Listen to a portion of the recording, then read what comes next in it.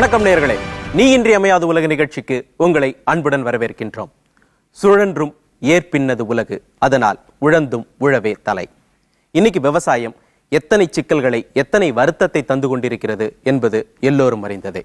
இருந்தாலும் எல்லா தொழில்களை காட்டிலும் உழவே தலை சிறந்தது என்பதை மெய்ப்பிக்கும் வகையில் இயற்கை வேளாணில் ஈடுபட்டு கொண்டிருக்கக்கூடிய இயற்கை விவசாயிகளை பற்றித்தான் இன்றைய நிகழ்ச்சியில் நாம் பேச இருக்கின்றோம்.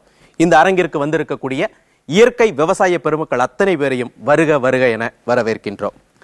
இவர்களோடு பேசுவதற்காக சக மனிதர்களாக பூவுலகின் நண்பர்கள் இயக்கத்தைச் சேர்ந்த ஜியோ டாமின் அவர்கள், நல்லக்கீரை அமைப்பைச் சேர்ந்த ஜெகன் அவர்கள், வானகம் அமைப்பைச் சேர்ந்த குமார் அவர்கள், இயற்கை விவசாய செயல்பாட்டாளர் பாமையன் அவர்கள், சித்த மருத்துவர் சித்ரா அவர்கள். இவர்களோடு நாமும் இணைவோம் நீ இன்றி அமையாது உலகில். இப்போ இந்த பக்கத்துல எல்லாருமே இயற்கை விவசாயத்தை செய்யக்கூடிய பெருமக்களாக இருக்கிறீங்க இல்லையா? புதிதாக இயற்கை விவசாயத்திற்கு வந்தவர்கள் எத்தனை பேர், இல்ல பாரம்பரியமாக விவசாயம் செஞ்சுட்டு இப்போ இயற்கை விவசாயத்திற்கு மாறியவர்கள் எத்தனை பேர்? எல்லாருமே நீங்க புதுசா செய்றீங்க. சில பேர் செயற்கை உரம் போட்டு செஞ்சுக்கிட்டு இருந்த விவசாயத்தை மாத்தி வந்திருக்கிறீங்க. எதற்காக இந்த கேள்வியை நான் தொடங்குறேன் அப்படின்னா, இப்போ எப்படி மாறி இருக்கு, எப்படி இருந்தது அப்படிங்கக்கூடிய கம்பாரிசனும், புதுசாக வந்தவர்கள் எப்படி வந்தார்கள் அப்படிங்கிறதையும் பேசுவதற்காக தான். உங்களுக்கு எப்படி இந்த இயற்கை விவசாயத்தின் மீது நாட்டம் வந்தது? ஐயா, அது ஒரு நல்ல உணவுக்காக தேடல் ஆரம்பிச்சது 2009. அந்த தேடல்ல நீங்க முதல்ல தேடினீங்க நல்ல ஃபுட் வேணும் அப்படின்னு. நல்ல ஃபுட் வேணும்னு சொல்லிட்டு நீங்க என்ன தொழில் செஞ்சுக்கிட்டு? சாஃப்ட்வேர்ல இருக்கு. சரி.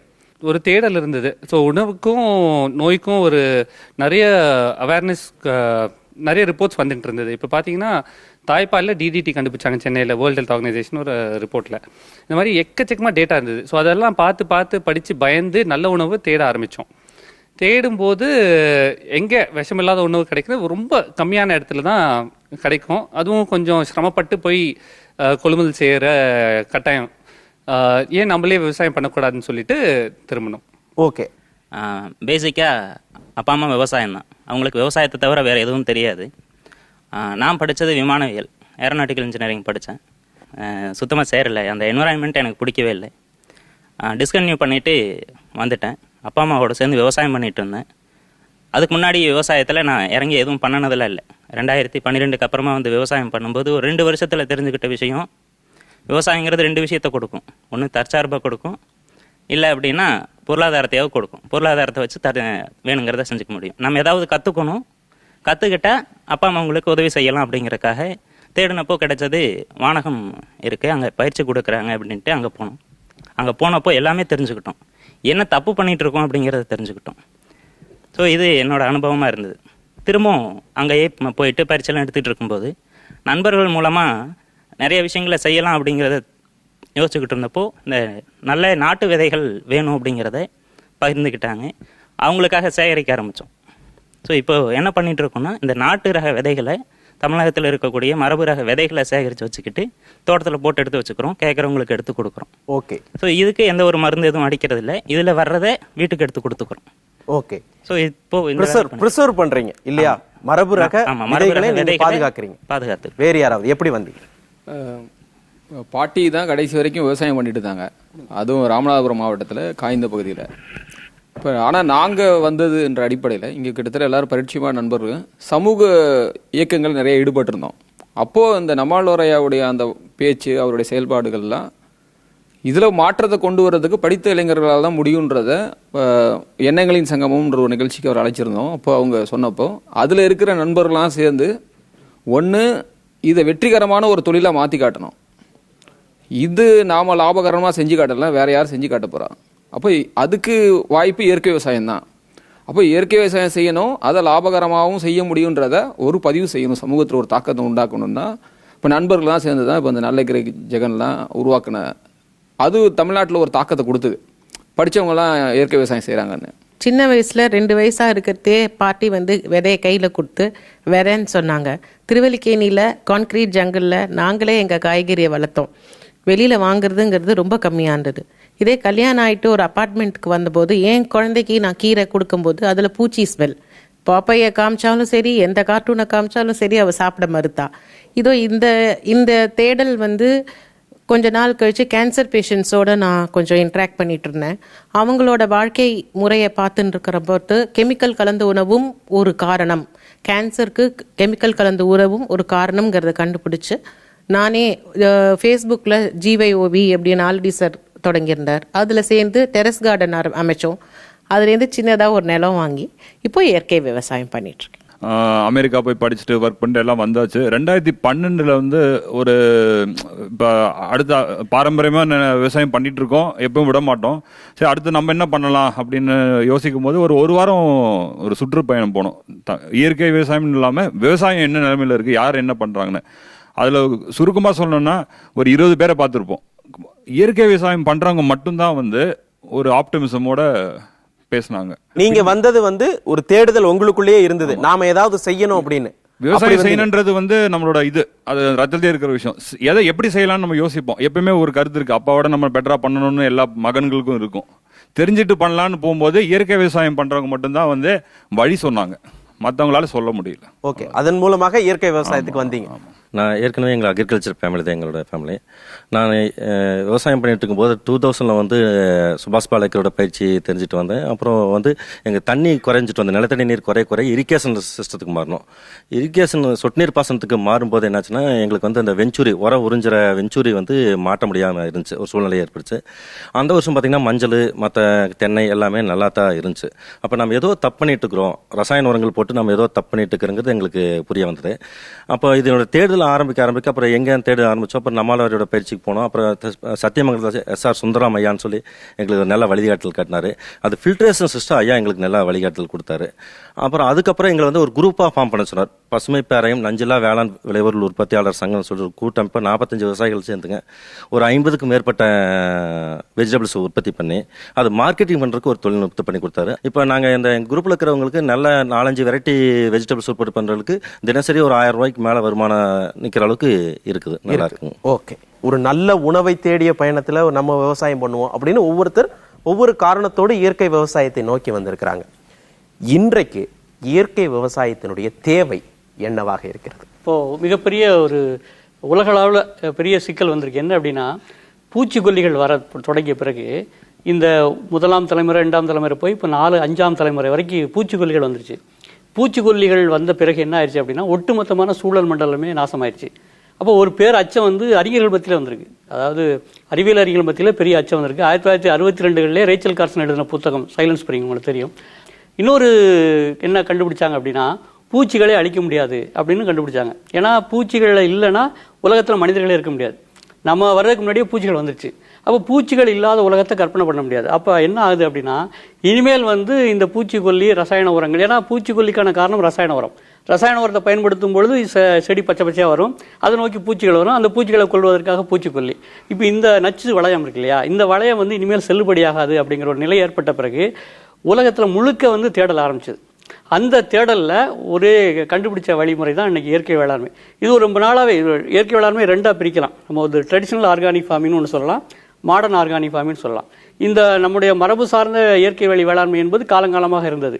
அதுக்கு பிற்பாடு இந்த அறிவு வந்த பிறகு இவங்க என்ன பண்ணுறாங்கன்னா, இன்னைக்கு இருக்கிற அறிவியல் கண்டுபிடிப்புகளை இணைத்து கொண்டு இப்போ புதிய விதமான இயற்கை வேளாண்மை அப்படிங்கிற நிலைமை இன்னைக்கு வந்திருக்கு. ஆனால் இது என்ன பெரிய சோகமான செய்தி அப்படின்னா, இதை முன்னெடுத்தவங்க எல்லாமே வந்து அரசு சார்ந்த நிறுவனங்கள் அல்ல, அரசு சாராத நிறுவனங்கள், தனிநபர்கள், இவங்க தான் அதை முன்னெடுக்கிறாங்க.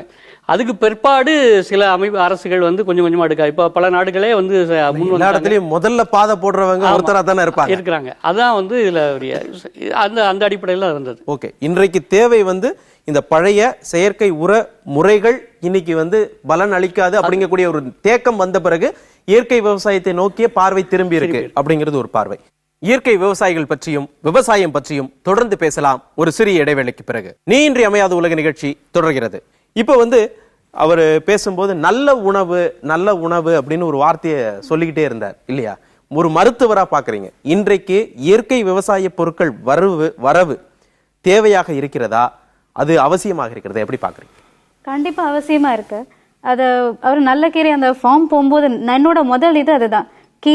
கீரையை வந்து ஒரு ஆர்கானிக் ஃபார்மிங் மூலமா வெறும் கீரையை மட்டும் கொடுக்குறாங்களான்னு போய் பார்க்கும்போது அதை சாப்பிடும்போது தான் தெரிஞ்சது, இத்தனை நாள் நம்ம சாப்பிட்ட கீரைக்கும் அந்த கீரைக்கும் சுவை அவ்வளவு வேறுபாடு. ஒரு சுவை வேறுபாடு இருக்குதுனாலே அதுக்குள்ள இருக்கிற அந்த நியூட்ரிஷன் வேறுபாடு கண்டிப்பா இருக்கும். இப்போ வந்து ஒரு 1965 அப்புறமா நடத்தப்பட்ட ஆய்வுகள் 30 வருஷம் 3 டெகேட்ஸ்க்கு ஆய்வுகள் நடத்தியிருக்காங்க. இதுக்கு அப்போ வந்த காய்கறிகளோட கால்சியம் அளவு, அயன் அளவு, விட்டமின்ஸ் அளவுக்கும் இப்போ வர காய்கறிகளுக்கும் பார்த்தா 20% 25% குறைஞ்சிருக்கு. அந்த காலத்தில் இது வந்து யூனிவர்சிட்டி, டெக்சாஸ் யூனிவர்சிட்டியிலே சொன்னது, அமெரிக்கனில். ஒரு ஆரஞ்சு, நம்மளோட தாத்தா பாட்டிங்க ஒரு ஆரஞ்சு பழம் சாப்பிட்டு நமக்கு வந்த சத்தை நம்ம குழந்தைங்களும் நம்மளும் ஒரு 7-8 ஆரஞ்சு பழம் சாப்பிடும் போது மட்டும்தான் கிடைக்கும். ஸோ அந்த நியூட்ரிஷனல் வேல்யூவே வந்து குறைஞ்சிருக்கு. அதனால தான் நம்ம சாப்பிடும்போது நாங்கள் பேரிச்சம்பழம் சாப்பிட்றேன், மாதுளம்பழம் சாப்பிட்றேன், கீரை சாப்பிட்றேன், ஆனாலும் எனக்கு சரியாகலை அப்படின்னா அந்த நியூட்ரிஷனல் வேல்யூ ஆஃப் ரைட் குறைஞ்சிருக்கு. இயற்கை விவசாயம் மூலமாக பண்ணும்போது அதோட நியூட்ரிஷனல் வேல்யூ பாதுகாக்கப்படும். அதனால அது ஒரு எசென்ஷியலான ஒரு விஷயம். ஓகே, இப்போ வானகம் குமார் அவர்கள், இப்போ உங்கள்கிட்ட பயிற்சி எடுத்து வந்த இயற்கை விவசாயிகளும் உங்க முன்னாடி இருக்கிறாங்க இல்லையா? இப்போ அவர் நடுவில் ஒருத்தர் சொல்லும்போது நாங்க பாரம்பரிய விதைகளை சேகரித்து அதை பயிர் செய்து அந்த விதைகளை பிறருக்கு கொடுக்கிறோம் அப்படின்னு சொன்னார். அதனுடைய அவசியம் என்னவாக இருக்கு? எதன் அடிப்படையில் நீங்க பயிற்சி கொடுக்குறீங்க? இன்னைக்கு இருக்கக்கூடிய இந்த நெருக்கடிக்கு காரணமே விதை, நம்மோட விதைகள் நம்மகிட்ட இல்லாத போனதுதான். விதைக்கான அந்த நம்மோட மரபை மல்டிநேஷனல் கம்பெனிகள் அழிப்பதன் மூலமாக தான் நம்மோட தற்சார்பை அவங்க காலி பண்ணாங்க. அவங்க முதல்ல கொண்டு வந்தது விதை. அந்த விதைன்றது ஹை ஃபெர்டிலைசர் ரெஸ்பான்சிவ் வெரைட்டின்னே சொன்னாங்க. அதிக உரம் ஏற்கும் திறன் உள்ளது. நம்மோட நாட்டு விதைகள் எல்லாமே இந்த ஃபெர்டிலைசரை போடும்போது நிறைய அதை வாங்கி உயரமாக வளர்ந்து சாஞ்சு போயிடும். அதை வாங்கிக்க தயாராக இல்லை. அதுக்காக இந்த விவசாயி அதை அப்படி அந்த உரத்தை கொடுக்கும்போது உள்ளூர் விதைகளை போட்டால் சாஞ்சு போயிடுறது நஷ்டமாக இருந்துங்கிறக்க அதை மறுத்தார். அப்போ யோசிச்சாதான் அந்த குள்ளரக விதைகள், எல்லாத்துலேயும் குள்ளரக விதைகள். அந்த குள்ளரக விதைகளோட தன்மை என்னவா இருக்குன்னா நிறைய உரத்தை வாங்கிக்கும், நிறைய ஈல்டு கொடுக்கும்னு ஒரு நம்ப வைக்கப்பட்டது. அந்த உரம் வாங்கி அதிக உரம் வாங்குற அந்த செடி எல்லாமே அதிக பூச்சி நோய் தாக்கக்கூடியதாகவும் இருந்தது, அதிக பூச்சிகளை வர வைக்கக்கூடியதாகவும் இருந்தது. அதிக பூச்சிகள் எல்லாம் அதிக அந்த பூச்சி கொல்லிகளை பயன்படுத்தி தான் அதை விரட்ட வேண்டியதாக இருந்தது. அந்த அதிக உரம் அதிக பூச்சி. அப்போ இந்த தற்சார்பு அளிப்பதற்கான முதல் வேலையை அந்த விதையிலிருந்து தான் தொடங்கினாங்க. அப்போ நம்மோட பாரம்பரியமாக இருந்த ரகங்கள் எல்லாமே காலத்தை வென்று நின்றவை, சூழலுக்கு தகுந்தவானது, அந்தந்த வட்டாரத்துக்கு தகுந்தது, அந்தந்த வட்டாரத்து மக்களோட உணவு பழக்கத்துக்கு தகுந்தது, அந்த வட்டாரத்து மக்களோட தேவை என்னவோ, அந்த மண்ணில் இருக்கக்கூடிய குறைபாடுகளும் அதை தாங்கி வளரக்கூடியதா, அதை சாப்பிடும்போது அவங்களுக்கு தேவையானதை கொடுக்கக்கூடியதாக இருந்தால் அந்த மரபு விதை. அப்போ அந்த மரபு விதைன்றதான் அந்த மைய புள்ளி, அங்கிருந்து தான் தொடங்க வேண்டியதாக இருந்தது. அதை ஒட்டி தான் தொடர்ச்சியாக நம்மாழ்வாரோட அந்த பயணங்கள்லாம் நடந்தது. 90களில் ஒரு விதை பயணம் மேற்கொண்டார். விதை பயணம் மேற்கொண்டப்போ தான் காலங்காலமாக சங்க இலக்கியங்கள் எழுதப்பட்டிருந்த ஒரு 3-4 ரக நெல் விதைகள் கிடைத்தது. குறிப்பாக தூயமல்லி, 3000 வருடங்களுக்கு முன்னால் பழம்பாடல்கள் எழுதப்பட்ட தூயமல்லி கிடைத்தது. மாப்பிள்ளை சம்பா என்ற இன்னைக்கு தமிழ்நாட்டில் பிரபலமாக இருக்கக்கூடிய மாப்பிள்ளை சம்பா புதுக்கோட்டையில் ஒரு விவசாயிட்ட, கந்தரவக்கோட்டைங்கிற இடத்துல ஒரு விவசாயிட்ட ஒரு கைப்பிடி விதை தான் கிடைச்சிது. அந்த கைப்பிடி விதை தான் இன்னைக்கு லட்சக்கணக்கான மக்கள் கையில் இருக்கக்கூடிய அந்த மாப்பிள்ளை சம்பா விதை. அப்போ விதை முக்கியங்கிறது தான் அந்த இயற்கை விவசாயத்தோட மிக மிக முக்கியமான மைய புள்ளிய விதை தான். அதுதான் அடிநாதம். அந்த விதையை காலி பண்றதுங்கிறது ஒரு நாட்டோட தற்சார்பை காலி பண்ணக்கூடியது. அதெல்லாம் அந்த இருக்கிற உலகம் பூரா இருக்கக்கூடிய மல்டிநேஷனல் கம்பெனி வேலை செய்யறாங்க. வீரிய விதைகள்னு சொல்றாங்கல்ல, அது நாங்கள் சோதா விதைன்னு சொல்லுவோம். ஏன்னா அது வறட்சியை தாங்காது, நோய் எதிர்ப்பாற்றல் கிடையாது. இந்த விதைகள் வந்து எப்படி நடக்குது, அறிவியல் நிகழ்வு என்னன்னு பார்த்தீங்கன்னா, இப்போ ஏற்கனவே இவங்க கொடுத்த வீரிய விதைகள்னு சொல்றாங்க இல்லையா, இது வந்து அதிகமாக ரசாயன உரங்களை எடுத்துக்கும். நம்முடைய மரபு சார்ந்த விதைகள் என்ன அப்படின்னா, குறைந்த தண்ணீர் எடுத்துக்கொண்டு குறைந்த இருக்கக்கூடிய அந்த எருக்களை எடுத்துக்கிட்டு வளரக்கூடியது, சாதாரண நம்முடைய மக்களை எடுத்துக்கொண்டு வளரக்கூடியது. இப்போ தண்ணியை பொறுத்தளவில் 3 வகையான தண்ணீர் இருக்குது. இப்போ மேலே இருக்கக்கூடிய சர்ஃபேஸ் வாட்டர்னு சொல்லக்கூடிய மேற்பரப்பு தண்ணீர், அப்புறம் கிரவுண்ட் வாட்டர்னு சொல்லக்கூடிய நிலத்தடி நீர், இதுக்கு இடையில ஒரு தண்ணி இருக்குது, அதுக்கு பேர் சப்சாயில் வாட்டர்னு சொல்லுவாங்க, மண்ணக நீர்னு சொல்லலாம். இதுதான் ரொம்ப முக்கியமானது. இந்த தண்ணீரை தான் நம்ம பயன்படுத்துகிறோம். நிலத்தடி நீரை பயன்படுத்தவே கூடாது, ஏன்னா அது மரங்களுக்குரியது, நமக்குரியது அல்ல. எப்போ போர்வெல் தொழில்நுட்பம் வந்துச்சோ அப்போ தான் வந்து அதை எடுக்க ஆரம்பித்தோம். அது மட்டும் இல்லை, அது வந்து இயற்கை வந்து நச்சுக்கள் எல்லாம் கொண்டு போய் கீழே சேர்த்து வச்சிருக்கு. அதை தூக்கி எடுத்து நம்ம வெளியே பயன்படுத்துகிறோம், ரொம்ப ஆபத்தானது. இன்றைக்கி சென்னை போன்ற நகரங்கள்லாம் அதை குடிச்சிட்டு இருக்கிறாங்க, அதை தான் பயன்படுத்துகிறாங்க, ரொம்ப ரொம்ப ஆபத்தானது. அது ஒரு பக்கம் இருக்கட்டும். இப்போ இந்த மண்ணக நீர் இருக்கு இல்லையா, அது கிணறுகளில் ஊத்துக்களில் கிடச்சிது. இப்போ இந்த வழக்கமான நம்முடைய மரபு சார்ந்த விதைகளை பயன்படுத்தும் போது நம்ம முன்னாடி வந்து கிணறுகளில் கமலை வச்சு தண்ணி அரைச்சோம், அல்ல எரப்பட்டி வச்சு தண்ணி அரைப்போம். இப்போ நீங்கள் ரசாயனத்தை போடும் பொழுது வெளியே இருக்க தண்ணீருடைய செறிவு அதிகமாகும். அப்போ செல்லுக்குள்ள இருக்க சைட்டோபிளாசம் இருக்கு இல்லையா, சாறு, அது வந்து செறிவு குறைந்ததாக மாறும், வெளியே இழுத்துரும், ரிவர்ஸாக நடக்குது. அப்போ ரிவர்ஸாக நடக்கும்போது விதைக்குள்ள இருக்கக்கூடிய நீரே வெளியே வந்து, விதைக்குள்ள மட்டும் இல்லை, பயிருக்குள்ள இருக்கிறதே, வேருக்குள்ள இருக்கிறதே வெளியே வந்துடும், செடி வாடி நிற்கும். அப்போ நம்ம கமலை வச்சு இறைச்ச தண்ணி போதாது. அதை 1 லிட்டர் தண்ணி தேவைப்படுதுன்னா 10 லிட்டர் தண்ணி கொடுத்தா தான் அது நியூட்ரல் ஆகும், சரியாகும். அப்போ என்ன ஆகும் அப்படின்னா, இந்த கிணத்துலேருந்து கமலை வச்சு இறைச்ச தண்ணி போதலை. உடனே என்ன பண்ணாங்க நம்முடைய விஞ்ஞானிகள் வந்து, இல்லை நீங்கள் அறிவியல் பூர்வமாக விவசாயம் பண்ணலை, 10ஆம் பசலத்தனமாக பண்ணுறீங்க, அதனால் நாங்கள் ஒரு புதிய கருவி தரோம் அப்படின்னு சொல்லி மோட்டார் பம்பை அறிமுகப்படுத்துகிறாங்க.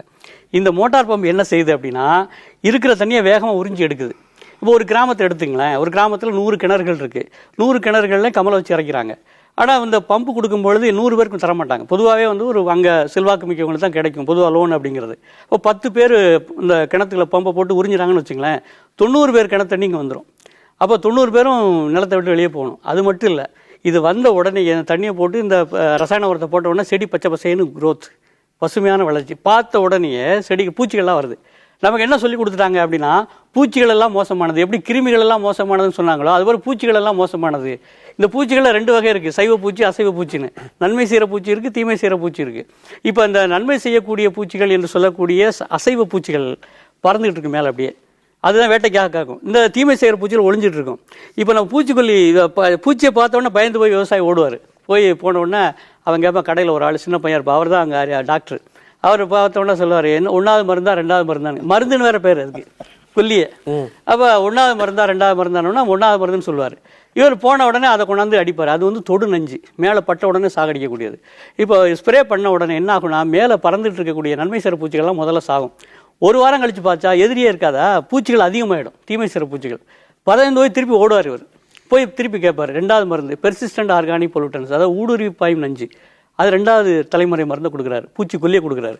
இது அடித்த உடனே தான் கீரைகளுக்குள்ள கிழங்குகளுக்குள்ள நம்ம எல்லா உணவுக்குள்ளே போகிறது. அவங்க சொன்னது போல் எல்லா விதமான நஞ்சுக்களையும் சுமந்த உணவாக மாறுது. அப்போ விதைகள் ரொம்ப ரொம்ப ரொம்ப அழுத்தமானது, ஆழமானது. இன்றைக்கும் பார்த்திங்கன்னா பல நிறுவனங்கள் விதையை குறி வைக்கிறாங்க. உணவுக்கு அடுத்தா போல் உலகத்தில் மிகப்பெரிய சந்தை விதை சந்தை. இந்த சந்தையை குறி வச்சு தான் எல்லா நிறுவனங்களும் நீங்கள் கவர்ந்து பார்த்தீங்கன்னா எல்லா நிறுவனம் நடந்துக்கிட்டே இருக்கிறாங்க. அதனால் விதை தான் நமக்கு வந்து ஆயுதம். இதை நம்ம கட்டாயமாக கையில் வச்சே ஆகணும். ஓகே, இன்றைக்கு இயற்கை விவசாயிகளுடைய முக்கியமான பணி அப்படிங்கிறது நம்மளுடைய பாரம்பரிய விதைகளை பாதுகாப்பது. தொடர்ந்து பேசலாம் ஒரு சிறிய இடைவேளைக்கு பிறகு. நீங்க இந்த தொடங்குனீங்க இல்லையா, இந்த நல்ல கீரை அப்படிங்கக்கூடிய ஒரு விஷயத்தை செய்யலாம் அப்படின்னு உங்களுக்கு நம்பிக்கை அளித்ததாக எது இருந்தது, யார் இருந்தால் இப்படி ஒரு வேலையை செய்யலாம் நம்ம அப்படின்னு? பொதுவாக இயற்கை விவசாயத்தில் வந்தவங்களை நீங்கள் கேட்குறப்போ கேள்வி, நல்ல உணவு அது தமக்கானதாக இருக்காது, தான் குழந்தைக்கான ஒரு தேடல்லேருந்து வந்திருக்கும்.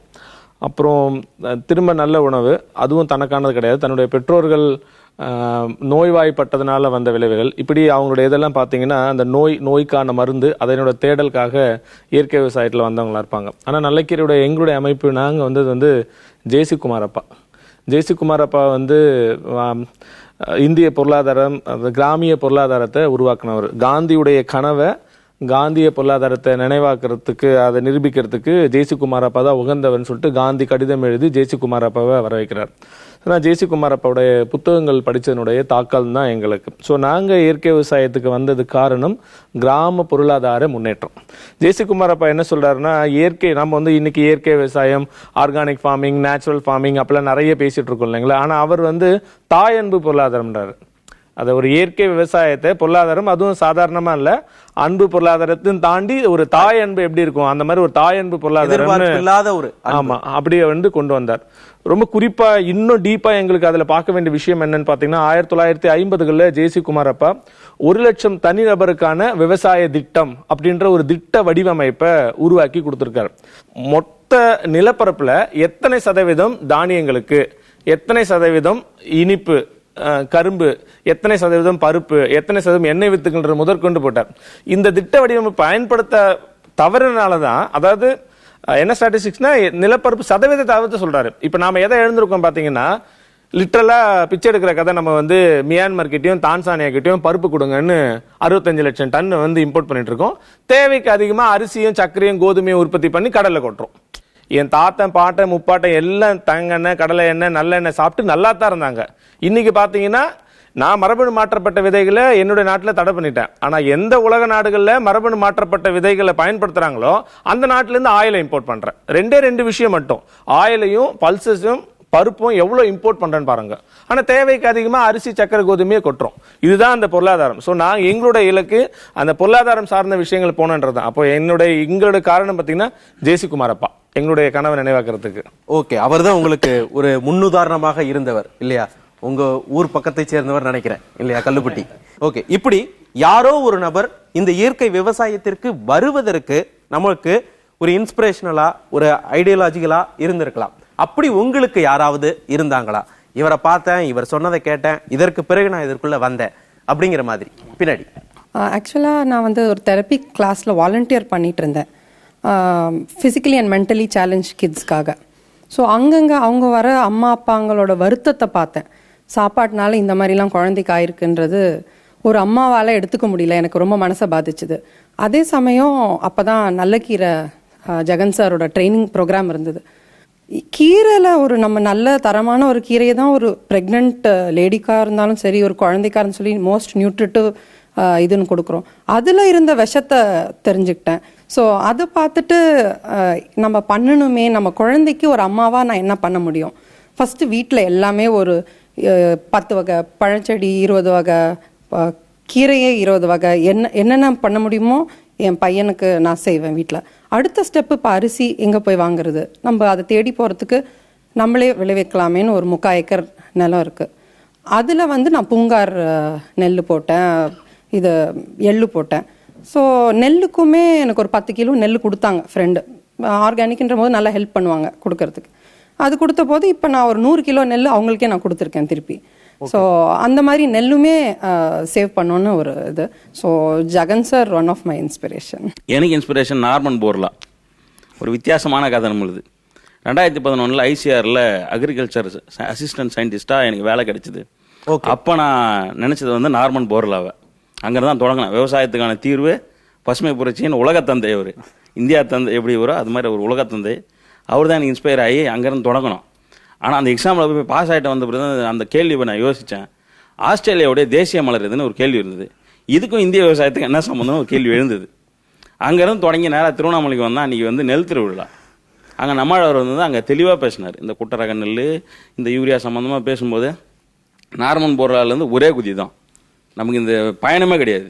நார்மன் போர்லாலேருந்து இப்போ நம்ம எப்படி படித்தோமோ இந்த உலகத்தை காப்பாற்றுறதுக்கு கோதுமையாலையும் அரிசியாலையும் தான் முடியும், இந்த மான்சாண்டோவாலையும் பேராலையும் முடியும் நம்பின 2011 நம்பின ஒரே ஆள் 2012 இந்த உலகத்துக்கு ஒரே ஒரு தீர்வு அண்ணன் சொன்ன மாதிரி குமரப்பாவும் நம்மாழ்வாரும் சங்க இலக்கியத்தில் பாடக்கூடிய இந்த நெல்லு தான்றதை புரிஞ்சுக்கிட்டோம் ஒரே நாளில். அதை புரிய வைக்கக்கூடிய எளிமையான மொழி வந்து அவர்கிட்ட இருந்தது. நீங்கள் எப்படியாப்பட்ட அறிவியல் அறிஞனாக இருக்கட்டும், விஞ்ஞானியாக இருக்கட்டும், இல்லை பாமரனாக இருக்கட்டும், எல்லா தரப்பு மக்களுக்கும் ஒரு செய்தியை போய் சேரக்கூடிய ஒரு மொழியில் அவர் இருந்ததுனால அவருடைய மொழி ஆளுமையிலிருந்து அவருடைய வாழ்க்கை முறை சொல்லும் செயலும் வேற இல்லை அப்படின்னும் போது நம்மாழ்வார் வந்து உங்களுக்கு ஒரு இன்ஸ்பிரேஷன். நம்மாழ்வார் தான் இன்ஸ்பிரேஷன். ஓகே, கிராமம் தான் எனக்கு ஒரு இன்ஸ்பிரேஷன். சின்ன வயசுல எப்படி இருந்தது, அதுக்கப்புறம் ஒரு 20 வருஷத்துக்கு அப்புறம் திரும்பி வரும்போது அது எப்படி மாறுதலாக இருந்தது. ரொம்ப அந்த டிஃபரன்ஸை இது பண்ண முடியல. கிராமமாக இல்லை. ஆமா. அப்புறம் அமெரிக்காலேருந்து திரும்பி வந்தபோது ஹிமா கிரண் என்னோட ஃப்ரெண்ட், அவர் வந்து ஒரு பெரிய ட்ரிப் போனோம். நாங்கள் எல்லா கிராமங்களையும் விசிட் பண்ணோம். அதில் நிறைய பேரை சந்தித்தோம். அதில் இங்கே இருக்க நிறைய பேர் இருக்காங்க. முக்கால்வாசி எல்லாரையுமே நாங்கள் அந்த ட்ரிப்பில் சந்திச்சது. அதுக்கப்புறம் திரும்பி போய் ஊரில் நம்ம இயற்கை விவசாயம் பண்ணணும்னு ஆரம்பித்தோம். நான் சென்னையில் எம்என்சியில் தான் வேலை பார்த்துட்டு இருந்தேன். ஸோ சப்ளை செயின் அப்படின்ற ப்ராஜெக்ட்ஸை பண்ணிகிட்டு இருந்தப்போ ஸோ நான் வேலையை ஏன் விட்டேன் அப்படின்னா விவசாயத்தில் ஏதாவது பண்ணணும், இதுதான் ஆசை இருந்தது. அப்போது வந்து எனக்கு சப்ளை செயின் கொண்டு வரணும். அது என்னென்னா வந்து நிறைய மிடில் மேன்ஸு, ஃபார்மர்ஸ்க்கு தகுந்த காசு போகிறதில்ல, இதை தான் நான் வந்து நோக்கி போயிட்டு இருந்தேன். ஸோ நாங்கள் என்ன பண்ணோம், ஒரு குரூப் பண்ணி அவங்க பொருளை எடுத்து ஒரு மாடலை கண்டுபிடிச்சி அதை எடுத்துகிட்டு போய் சேல் பண்ணோம். இப்படி தான் ஆரம்பித்தோம். பட் என்னென்னா வந்து வெளி மார்க்கெட்டுக்கும் எங்கள் மார்க்கெட் நாங்கள் விற்கிற பொருளுக்கும் அதை விட கம்மியாக எங்களால் கொடுக்க முடிஞ்சது. நாங்கள் சக்ஸஸ் பண்ணோம். பட் இருந்தாலும் ப்ராஃபிட்டில் என்னன்னு பார்க்கும்போது தான் இந்த இன்புட்ஸ்ன்னு இருக்கு இல்லைங்களா, என்ன செலவில்லா விவசாயம் தான் வந்துட்டு ஃபார்மருக்கு கண்டிப்பாக வந்துட்டு அது லாபகரமான ஒரு விவசாயம். அதை நோக்கி பாயும்போது தான் நான் வந்து விவசாயத்துக்கு வர வேண்டிய கட்டாயமாயிருச்சு. ஓகே. ஸோ உள்ளே வந்தேன். அப்புறம் நானே விவசாயம் பண்ண ஆரம்பித்தேன். அப்போ தான் வந்து ஜெகன் அண்ணன் இந்த மாதிரி நிறைய பேர்த்த நான் பார்க்க ஆரம்பித்தேன். அதுக்கப்புறம் நான் ஒருத்தன் வந்தேன். அதுக்கப்புறம் இப்போ நாங்கள் 15 பேராக இருக்கோம். ஒரு அமைப்பாக உருவாக்கி எல்லா விதமான காய்கறி கீரை பண்ணி சென்னைக்கு தான் கொடுத்துட்ருக்கோம். ஓகே, நீங்கள் எந்த ஊரில் பண்ணுறீங்க? நான் ஒசூர்ல இருந்து இங்கே பண்ணப்பள்ளி கிராமத்தில் பண்ணிட்டு இருக்கோம். Very good. நான் வந்து இயற்கை விவசாயத்தை பற்றி தேடிட்டு இருக்கும்போது டிடபிள்யூ மூலமாக தான் அதுக்கு உள்ளே போனோம். அப்போ தமிழ்ச்செல்வனை பார்த்து தான் இன்ஸ்பயர் ஆகி இப்போ இயற்கை விவசாயத்து மூலமாக நெல் போட்டு அறுவடை பண்ணியிருக்கோம். எப்போவுமே இப்போ நான் பார்த்தீங்கன்னா சின்ன வயசில் எங்கள் அம்மா அப்பா யாருக்குமே வந்து நிலம் இல்லை இருந்ததில்லை. அதனால இப்போ பார்த்தீங்கன்னா எனக்கும் வந்து இப்போ நேரடியாக போய் நான் வந்து நிலத்தை பார்க்கறதுக்கான எந்த ஒரு எக்ஸ்பீரியன்ஸும் இல்லை. ஆனால் நான் வந்து அதிகபட்சமாக வந்து நிலம் பார்த்தீங்கன்னா போய் ட்ரெயினில் போகும்போது அப்படியே பார்க்கறது, இல்லாட்டி ஏதோ வேடிக்கை பார்க்கறது. ஆமாம், அதிகபட்சமாக அவ்வளோதான். இல்லாட்டி வந்து ஒரு படங்களில் அப்படியே ஒரு முதல் சீனில் காமிப்பாங்க, அவ்வளோதான். நான் வந்து கூட ஆனால் வந்து ஒரு 2000 ஆனால் எப்போவுமே எனக்கு ஒரு தேடல் உண்டு எப்போவுமே. அப்போ தான் வந்து நம்மளோட அந்த இதெல்லாம் வீடியோஸ்லாம் இப்போ பார்த்து அதுக்கப்புறம் தான் வந்து இந்த மாதிரி வானகத்தில் வந்து இப்போ இது கொடுக்குறாங்கன்னு சொல்லி முதல்ல வந்து நான் வானகத்தில் அந்த பயிற்சியெல்லாம் அட்டன் பண்ணி. உங்களுக்கும் நம்மாழ்வார் தான். ஆமா இல்லையா? கண்டிப்பா. அவர் மூலமாகத்தான் நீங்களும் வந்து இன்ஸ்பயர் ஆகி உள்ள வந்திருக்கீங்க. கண்டிப்பா வந்து அரிசி என்பதை வந்து ஒரு இன்டர்நெட்ல இருந்து கண்டிப்பா டவுன்லோட் பண்ண முடியாது. அதுக்கு வந்து நம்ம வந்து இப்போ ஃபுட் செக்யூரிட்டிங்கிறது ரொம்ப முக்கியங்கிறத நான் நம்மளோட வந்து ரொம்ப உணர்ந்தேன். நான் விவசாயம் பண்ண போறேன் அப்படின்னு சொல்லும் போது படிச்சுட்டு வந்தவங்க விவசாயத்துக்கு போகணுமா அப்படிங்கிற கேள்வி உங்க குடும்பத்தில இருந்து வந்ததா? உங்க குடும்பத்தார் உங்களை என்ன சொன்னார்கள்? எங்க கணவர், என் குடும்பம் தான் எனக்கு இது மிகப்பெரிய ஆதரவு. என்ன இந்த அளவுக்கு நான் இங்க உட்காந்து பேசுறேன்னா கண்டிப்பா அது என் கணவரும் குடும்பத்தாரும் தான். உண்மையா யாரும் சப்போர்ட் பண்ண மாட்டாங்க, அதான் உண்மை. இல்ல உள்ள வரும்போது யாருமே சப்போர்ட் பண்ணல. ஒரு விவசாயி வந்து நான் இயற்கை விவசாயத்தை தெரிஞ்சுக்கிட்டு போகும்போது ஃப்ரீயா ஒரு 1/2 ஏக்கர் கொடுத்தாரு, பண்ணிக்கோ பண்ணி பாரு அப்படின்னு. உங்க குடும்பத்தார் அப்ப என்ன சொன்னாங்க? இல்ல இவன் ஒரு பொழப்பு கெட்டவன் தான் பேசுவாங்க, அப்படிதான் பேசுவாங்க. எங்க தாத்தாவோட எங்க அப்பாலாம் வந்து நல்லா பண்ணணும் போது பசுமை புரட்சின்னு கையில கிடைக்குது. அந்த காலகட்டத்தில் பார்த்தீங்கன்னா அதெல்லாம் வந்து அவங்க உழைக்கிற மாதிரிலாம் எங்களால இன்னும் பண்ண முடியாது. அந்த உழைப்பை வந்து நம்ம வந்து குறைத்து மதிப்பிட வேண்டாம். ஒரு 30-40 வருஷம் அனுபவம் இருக்கிற ஆளுங்க நம்ம போய் நம்ம கேட்கும்போது வந்து அவங்களுக்கும் எல்லா உரிமை இருக்கு வேணாம்னு சொல்றதுக்கு. ஏன்னா எங்க அப்பாவை பொறுத்த வரைக்கும் வந்து படிச்சு டிகிரி வாங்கிட்டு தான் ஒரு விவசாயத்துக்கு வந்தவர். ஸோ அதனாலதான் வந்து நான் என்ன பண்ணேன்னா வந்து எங்க ஊர் எங்க வீடுன்றதை விட மற்ற இடத்துல தேடல் நிறைய அனுபவம். அப்புறம் வந்து வேற ஊர்ல பண்ணலாம் அப்படின்னு, உள்ளூர் இது விலை போகாதுன்னு சொல்ற மாதிரி அந்த கருத்து. நம்ம வெளியூர்ல பண்ண சொல்லிடுவாங்கன்னே வெளியூர்ல வந்து பண்ணீங்க. அப்பதான் நான் ஆரம்பிச்சது அங்கதான். இப்ப இந்த பொங்கலுக்கு அப்புறம் தான் வந்து எங்க ஊர்ல வந்து எங்க சொந்தக்காரங்களே வந்து இப்ப வந்து பண்ணலாம்னு சொல்றாங்க. நிறைய பேர் ஒரு மாதிரி பார்த்தது உண்டு முதல்லேருந்து, ஒரு வித்தியாசமா ரிலேட்டிவ்ஸ் எல்லாருமே உறவினர்கள்லாம். பட் சப்போர்ட் ஃபேமிலியில நிறைய முதல்ல வந்து அவங்க எப்படி சொல்றதுன்னு தெரியாம தவிச்சாங்க. எப்படி என்ன எதுக்காக போற அப்படிங்கிற மாதிரி ஒரு கேள்வியெல்லாம் இருந்தது. அதுக்கப்புறம் இந்த நிறைய ஊடகங்கள்ல நிறைய இது ஏன்னோ சென்டர் ஸ்டேஜ் எடுக்கிறத பார்த்து ஓகே இதுல ஏதோ ஒரு மூவ்மெண்ட் இருக்கு போல இருக்குன்னு புரிதல் இருந்தது. இப்போ சத்தியமங்கலத்துல இருந்து சுந்தரம் ஐயா வந்து ஆரம்பகட்ட இயற்கை வழி விவசாயம் தெரிஞ்சுக்க வரவங்களுக்கு எங்களுடைய பணியை ரெஃபர் பண்ணி அனுப்புவார். கடந்த 2 ஆண்டுகளாக பார்த்தீங்கன்னா ஒரு 3500க்கும் மேற்பட்ட விவசாயிகள் வந்து பார்வையிட்டு இருக்கிறாங்க. அப்போ எங்கள் மனைவி ஏற்றுக்க மாட்டாங்க. டெய்லி யாரோ விசிட்டர்ஸ் வந்துடுறாங்க, நீங்கள் அவங்களோட டைம் வேஸ்ட் பண்ணுறீங்க அப்படின்னு சொல்லி ஒரு வெறுப்பாக இருந்தாங்க. இப்போ கடந்த ஒரு வருடமே என்ன பண்ணுறாங்க, நீங்கள் கண்டிப்பாக எல்லாத்துக்கும் ட்ரைனிங் கொடுங்க. ஓகே, முதல்ல ஒரு மாதிரி இருந்தது, இப்போ பழகிட்டாங்க, இப்ப தெரிஞ்சிருச்சு அவங்களுக்கு. இந்த குடும்பத்தார் இது போன்ற ஆவலோடு இருக்கக்கூடியவர்களுக்கு என்ன செய்யலாம்னு நினைக்கிறீங்க? கண்டிப்பா முதல்ல ஹஸ்பண்ட் ஒய்ஃபுக்கு அதுல ஒரு புரிதல் இருக்கணும். முதல்ல யாரு அதுல வில்லிங்கா இருக்கிறாங்களோ அவங்க இன்னொருத்தவங்களை உட்கார வச்சு புரிய வைக்கணும். முதல்ல அவங்க 2 பேரும் பேசி, அல்லது பெற்றோர் இருக்கிறாங்க பையன் பண்றாங்கன்னா அவங்களுக்குள்ள முதல்ல பேசணும், பேசி புரிய வைக்கணும். இப்ப எங்க வீட்டிலேயே ஏதோ ஒரு ப்ராப்ளம் இருந்தது. எங்களுக்கு அப்பா அம்மா கண்டிப்பா விவசாயம் பண்ணவங்க தான். அது நைட்ரஜன், பாஸ்பரஸ், பொட்டாசியம் அப்படியே பழகி வளர்ந்தவங்க தான். இப்போ இன்னைக்கு சென்னையில மாடி தோட்டம் நாங்க போட்டிருக்கிறோம். கம்ப்ளீட்டா அம்மா தான் பாத்துக்கிறாங்க. எந்த செயற்கை உரங்கள் எதுவும் இல்லாம அம்மா தான் பண்றாங்க. இது வந்து முதல்ல ஒரு ஃபேமிலியில ஒரு புரிதல், நம்ம ஒருத்தருக்கு ஒருத்தர் எந்த ஈகோட்டிக்கா எதுவும் எடுத்துக்காம பேசி புரிய வச்சா மட்டும்தான் அது சக்சஸ்ஃபுல்லா நடக்கும். இன்னொன்னு கண்டிப்பா குடும்ப ஒத்துழைப்பு இருந்தா மட்டும்தான் நம்ம அதுல கண்டிப்பா பண்ண முடியும்னு நினைக்கிறேன். என்னோட ஹஸ்பண்ட் வந்து என்னோட 25 வருஷ வாழ்க்கையில வெட்டிங் ஆனிவர்சரி கிஃப்டா கொடுத்தது. ஸோ அதுக்கு அதனாலதான் நாங்க வந்து இந்த இதுக்கு தேங்க்ஸ் சொல்லிக்கணும் அவருக்கு. ஓகே, உங்க வீட்டுக்காரருக்கு தேங்க்ஸ் சொல்லணும். Exactly, super. நான் ஒரு கம்ப்யூட்டர் இன்ஜினியர். வீட்டில் எதிர்ப்பு இருந்தது, ஃபஸ்ட்டு விவசாயம் பண்ணோன்னு நினச்சேன். அம்மா அப்பாவுக்கு பெண் வந்து ஏரோட்ட போறியா, ஒன்றும் வேண்டாம் கம்ப்யூட்டர் இன்ஜினியரிங் படின்னு சொன்னாங்க. நான் இந்த இடத்துல சொல்லிக்க விரும்பப்படுறது என்னன்னா, எல்லா பெற்றோர்களும் பசங்களுக்கு என்ன வேணுன்றதையும் யோசிச்சு, இப்போ ஒரு குழந்தை வந்து நான் விவசாயி ஆகணும்னு நினைக்கிறான்னு சொன்னாங்கன்னா கட்டாயமாக அதை பாராட்டி ஊக்குவிச்சு இனிமேல் ஃப்யூச்சரே அதாக தான் இருக்கும். அண்ட் நான் ஃபார்மிங் போகணுன்னு நினச்சப்போ ஒரு பயம், ஒரு பெண் தனியாக போய் வயலில் போய் சிக்கனா என்ன ஆகும்னுட்டு எல்லாருமே எதிர்ப்பு தெரிவித்தாங்க. அது over the period of time ஒரு 2-3 வருஷத்தில் தானாக சப்போர்ட்டிவ் ஆகிட்டாங்க. எங்கள் குடும்ப விவசாய குடும்பம் தாங்க. 300 ரூபா கேனில் 20 ரூபா பாலை கொண்டு போனால் கூட டெஸ்ட் பண்ணுறாங்க. 2 ரூபா பேக்கிங்கில் 2000 ரூபா உரத்தை கொடுத்து அதுக்கு எந்த டெஸ்ட்டுமே இல்லாத நாங்கள் தோட்டத்தில் போட்டுருந்தோங்க. இப்போ எங்கள் பக்கத்தில் பசுமை பேராயம்ட்டு ஒரு அமைப்பு இருக்குதுங்க. அவங்களோட சேர்ந்து ஒரு ஓட்டத்தொட்டியில் ஜீவாமிரத்தை கரைச்சி விடுங்க அப்படின்னு சொன்னாங்க. அது ரொம்ப பயங்கரமாக வேலை செய்யுதுங்க. அது அப்படியே நாங்கள் இறக்கிக்கு வந்துட்டோங்க. ஓகே. எங்கள் மனைவியும் ஒரு புத்தக திருவிழாவுக்கு புளியம்பட்டி கூட்டிகிட்டு போயிருந்தோங்க. சிவா சார் இதை பேசினாருங்க. காய்கறிகளை பற்றி எதில் விஷம் இருக்குது எதில் என்னங்கிறத விவரமாக சொன்னார். அப்புறம் ஏன்னா இதுக்குள்ளேயே உள்ள தள்ளிட்டாங்க. ஓகே, நீ நல்லா தானே இருக்கீங்க? ரொம்ப நல்லா இருக்கிறேங்க. ஓகே, ரொம்ப சந்தோஷமா இருக்கிறேங்க. ஒரு சிறிய இடைவேளைக்கு பிறகு இயற்கை விவசாயத்தை பற்றியும் இயற்கை விவசாயிகளை பற்றியும் பேசலாம். நீ இன்றி அமையாது உலக நிகழ்ச்சி தொடர்கிறது. அதாவது கிராமப்புறத்தில் விவசாயம் செய்து கொண்டிருந்தவர்கள் நகர்ப்புற வேலைகளுக்கு அப்படியே புலம்பெயர்ந்து வந்துகிட்டு இருக்கிறாங்க கூட்டம் கூட்டமாக. இன்னொரு பக்கம் படித்த வெளிநாடுகளுக்கோ இல்ல நகர்ப்புறத்திலோ வேலை செய்து கொண்டிருந்த இளைஞர்களும் ஒரு இளவட்ட மக்களும் இன்னைக்கு கிராமப்புறத்தை நோக்கியோ இல்ல விவசாயத்தை நோக்கியோ திரும்புறாங்க. இது எதனால்?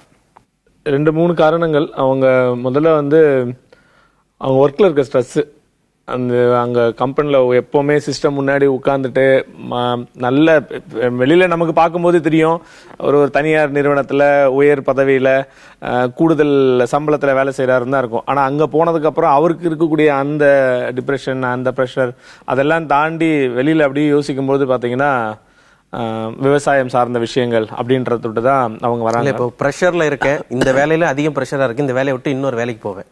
ஆமா இல்லையா? ஆமா. இந்த நிறுவனம் இல்ல இன்னொரு நிறுவனம், இப்படித்தான மாற்றங்கள் இருக்கும். ஆனா விவசாயத்தை நோக்கி திருமணம் அப்படின்னா இல்ல, அது ஒரு காரணம். அதுவே காரணம்.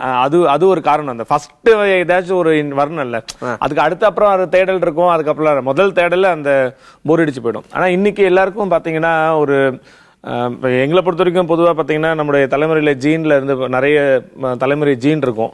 இப்போ இருக்கிற இந்த ஜென்ரேஷனில் ஜீன்லலாம் வந்து கொஞ்சம் ஆக்டிவாக இருக்கிறது பார்த்தீங்கன்னா நம்ம தாத்தாக்கு முன்னாடி ஒரு தாத்தா வந்து விவசாயம் பண்ணியிருப்பாங்கல்ல, அவங்க எல்லாருமே பார்த்தீங்கன்னா அப்படி தான் வந்து சொல்லுவாங்க.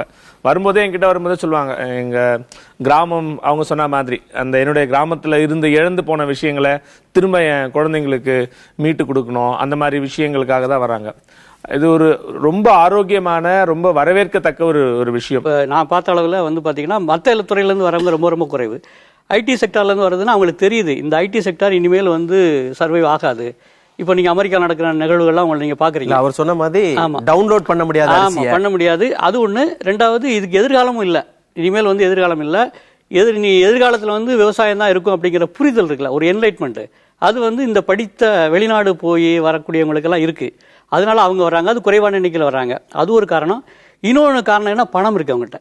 நீங்கள் பார்த்தீங்கன்னா முக்கியமான ரிசோர்ஸ் விவசாயம் செய்கிறதுக்கு அப்படின்னா எடுத்தோன்னே ஒரு இயற்கை விவசாயம் செய்யணும்னா உடனே வந்து ஏன் வந்து நிறைய விவசாயிகள் வரல, ஏன் வந்து வெளியே கிராமத்தை விட்டு ஓடுறாங்க அப்படின்னா ரிசோர்ஸ் ரொம்ப குறைவாக இருக்குது, இன்வெஸ்ட்மெண்ட் இல்லை.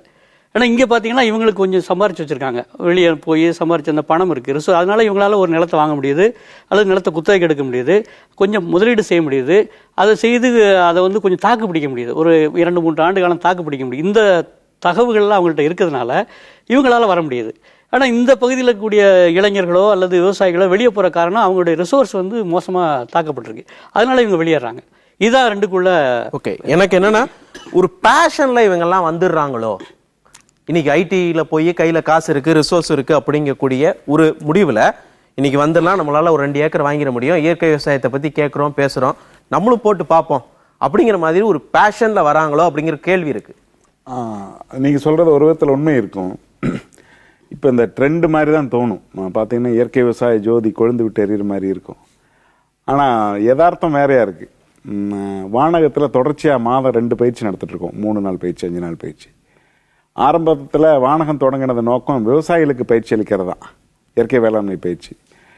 ஆனால் இப்போ என்னவா இருக்குன்னா, ஒரு பயிற்சிக்கு நாங்கள் ஒரு 40 பேர் எடுப்போம், 200 பேர் முன்பதிவு பண்ணுவாங்க. அவ்வளவு அந்த தேவை இருக்குது.